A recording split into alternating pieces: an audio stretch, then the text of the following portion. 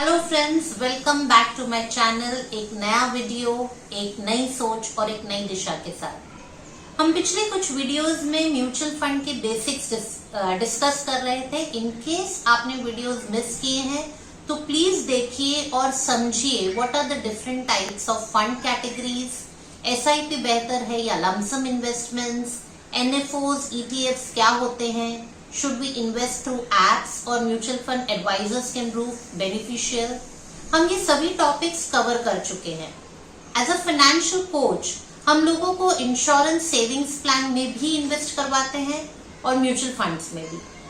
अब फिलहाल सिचुएशन ये है कि मार्केट तेजी से बढ़ता जा रहा है और जब मार्केट में तेजी आती है ना तो हर किसी को म्यूचुअल फंड में ही इन्वेस्ट करना होता है।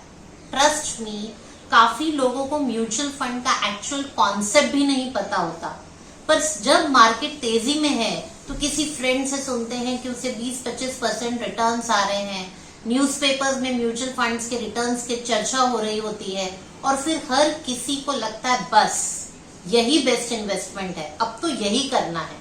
पीपल डू नॉट रियलाइज कि जिन्हें प्रॉफिट हुआ है they had invested at least couple of years ago.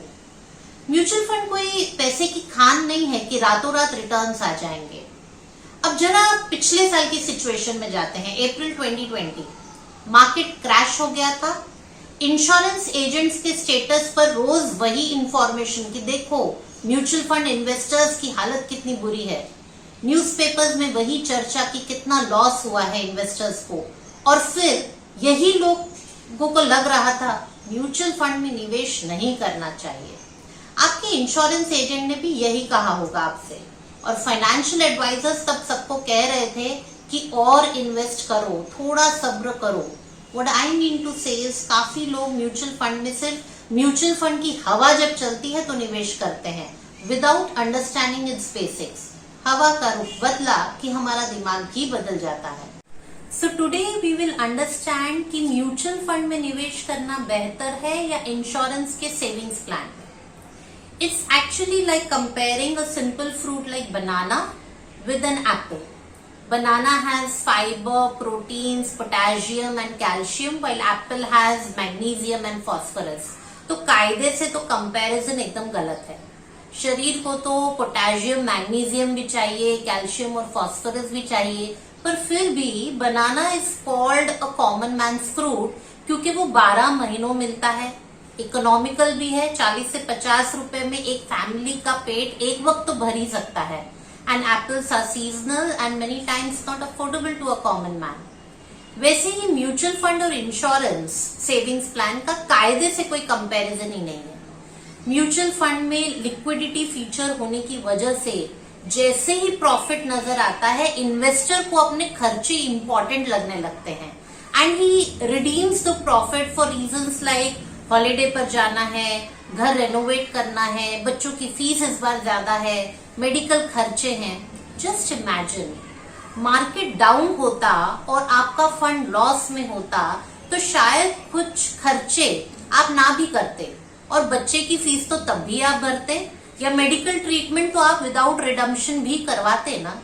लोग इन्वेस्ट करते वक्त तो कहते हैं कि इसे 15-20 साल भूल जाऊंगा, I won't be touching this fund, but believe me, they redeem for every small financial need. क्यों? क्योंकि इसमें लिक्विडिटी है और जहां लिक्विडिटी होती है वहां डिसिप्लिन नहीं आ सकता।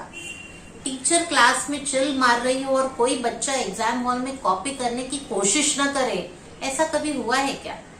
इसके कंपैरिजन में इंश्योरेंस सेविंग्स प्लान में कोई लिक्विडिटी नहीं है, तो आप चाहो भी तो भी अपना इन्वेस्टमेंट ब्रेक नहीं कर सकते।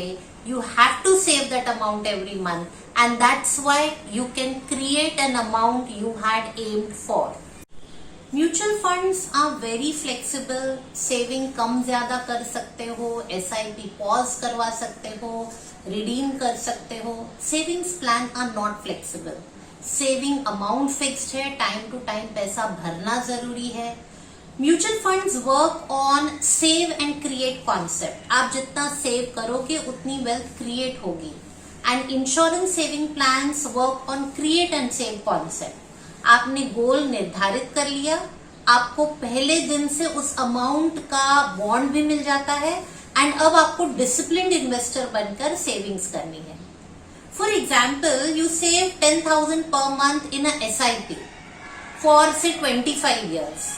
So ideally, if you keep investing for 25 years, you can create a wealth of 1.6 crores, which is taxable पर 1.5 करोड़ तब क्रिएट होगा अगर आपने इसमें से एक भी बार पैसा रिडीम नहीं किया या SIP पॉज नहीं करवाया, and only if you keep investing 10,000 per month religiously for 25 years. अब अगर आपने 5 लाख भी इसमें से एक बार रिडीम करवा लिया से 8-10 सालों बाद, हालांकि SIP चालू रखी, तो you may gate 1 to 1.1 crores again taxable in 25th year. यही अमाउंट अगर 2 बार रिडीम करवाया, in spite of keeping continuing with SIP, probably the amount that you would get would be around 70 to 80 lakhs. Just analyze, common investor तो कितनी बार पैसा redeem करता है, and every few years SIP starts with 0 amount, तो कायदे से 1.5 करोड़ सिर्फ paper value है। एक्चुअली क्रिएट हो पाएगी या नहीं इज अ बिग क्वेश्चन। अब अगर सेम अमाउंट आप इंश्योरेंस के किसी बेसिक वेनिला प्लान में भी इन्वेस्ट करते हैं, तो first you will get 80 lakhs in 25th year, which is guaranteed and is tax free. Second, right from day one you get a cover of 30 lakhs. तो मानो 5 साल बाद भी मेरी डेथ हो जाती है तो मेरी फैमिली को कम से कम 35 लाख तो गारंटेड मिल जाएगा, और म्यूचुअल फंड में ज्यादा से ज्यादा भी 8 लाख ही मिल पाएगा। इन केस मुझे परमानेंट डिसेबिलिटी हो जाती है तो it will definitely affect my earnings, तो शायद मैं म्यूचुअल फंड में इन्वेस्टमेंट छोड़ दूंगी, and that will definitely affect wealth creation. पर इंश्योरेंस कंपनी में मेरे आगे के सभी प्रीमियम्स कंपनी स्पॉन्सर करेगी, प्लस मुझे 3 लाख हर साल मिलेंगे 10 सालों के लिए, और फिर भी 25th ईयर में मुझे मिलेंगे 80 lakh. So mutual funds can create more wealth if your investment continues even in case of uncertain events, while insurance savings plan gives you protection against the 2 major ifs of life: if I die early or if I am disabled. So mutual fund investment एक coconut tree की तरह है, time दीजिए और grow होगा, फल भी अच्छा मिलेगा। पर insurance savings plan is like a mango tree, छांव भी देगा सिर्फ आपको ही नहीं पूरे परिवार को, और फल भी देगा। अब आप वापस वही सोच रहे होंगे कि term plus mutual fund is best option then. ये मैं पहले एक वीडियो में डिस्कस कर चुकी हूं, अगर आपने मिस किया है तो लिंक डिस्क्रिप्शन बॉक्स में है, जरूर देखिएगा। See, term plan is like buying an umbrella, बरसात हुई तो वो छाता खोलने की जरूरत पड़ेगी। And insurance savings plan is like a mango tree, छांव भी देगा, फल भी देगा, अनसर्टेनिटी आए या ना आए, फल मिलना ही है। So to conclude, best way of investment is सिर्फ म्यूचुअल फंड्स या सिर्फ इंश्योरेंस सेविंग्स प्लान में इन्वेस्ट करना गलत है। Right diversification and right asset allocation is necessary. इसका कोई थंब रूल नहीं है, क्योंकि सबकी liabilities, savings capacity, risk taking capacity, financial goals different होते हैं, और जो इन्वेस्टमेंट फॉर्मूला मेरे लिए वर्क करता है वो शायद आपके लिए ना करे।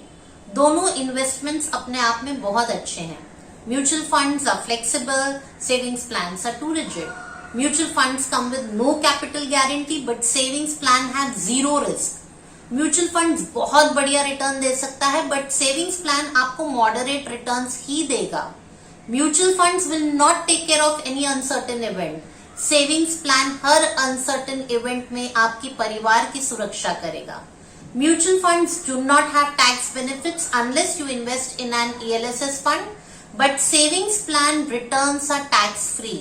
सो analyse, discuss with your financial adviser and prepare a right roadmap for your financial goals. हमसे संपर्क करें for right guidance. गणेश उत्सव की धूम मची हुई है, और बहुत से लोगों का मानना है कि गणेश उत्सव के 11 दिन बहुत ही मंगलमय होते हैं किसी भी शुभ कार्य के लिए। वैसे भी हमारे यहाँ प्रथा है कि नया घर लिया या नई गाड़ी, घर में शादी हो या कोई शुभ कार्य पहले गणेश जी की पूजा की जाती है। When it comes to anything auspicious, many of us say Shri Ganesh करते हैं। लाइफ में कोई भी छोटा इवेंट हो, जैसे कि कोई गेट टुगेदर करना है, या गणेश उत्सव पर गणपति बप्पा को घर में बुलाना है, या बच्चों की एजुकेशन या शादी जैसा बड़ा इवेंट हो, you need to think and plan, because all the events, small और big, come with a price tag. And so mega events cannot be planned in just few days. You need to prepare for them for years. Retirement planning भी एक बहुत बड़ा mega event है। अगर आपने अभी तक इसको सीरियसली नहीं लिया है तो चलो अब तो श्री गणेश करो इन्वेस्टमेंट्स का। अपने एडवाइजर से कनेक्ट करें, हमसे ईमेल आईडी पर संपर्क करें। We shall definitely reply and guide you. I am sure इस वीडियो में आपकी काफी गलतफहमियां दूर हो गई होंगी। Share the video with your friends so that they also understand the basic fundas of mutual fund. Video पर जरूर कमेंट करें, अपने क्वेश्चंस रखें। It will help us to come up with the videos answering your doubts. Stay safe, vaccination जरूर करें और 2 doses होने पर सावधानी बरतना ना छोड़ें।